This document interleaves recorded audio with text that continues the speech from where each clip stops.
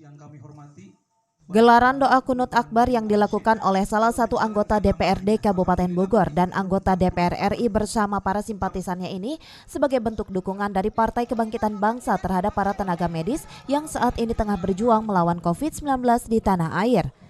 Selain menggelar doa kunut akbar, dalam kegiatan ini dilakukan pula pemberian santunan kepada anak yatim piatu yang berdomisili di wilayah Kecamatan Ciampea. Mereka tetap semangat dalam menghadapi pandemi ini.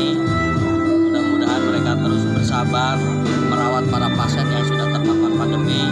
Memang ini kegiatan yang dilakukan secara serentak nasional, digawangi oleh Ketua PKB Gus Ami. Tentu menjadi satu pemikiran nih buat saya dan juga buat teman-teman nanti di Komisi 8. Saya akan kasih masukan mengenai program marketing, tapi mungkin sudah ada masuk di dalam program PKH mungkin atau apa masuk ke dalam situ.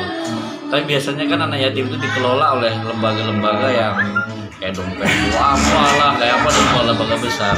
Tidak langsung bersentuhan dengan pemerintahnya langsung ya? Iya, biasanya juga dari Basnas, dari apa itu kan juga mengelola uang juga cukup besar kan untuk mereka.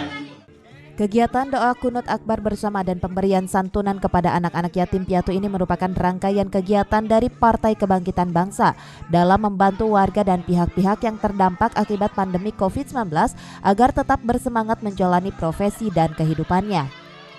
Dari Ciampea, Kabupaten Bogor, Mande Jajar melaporkan.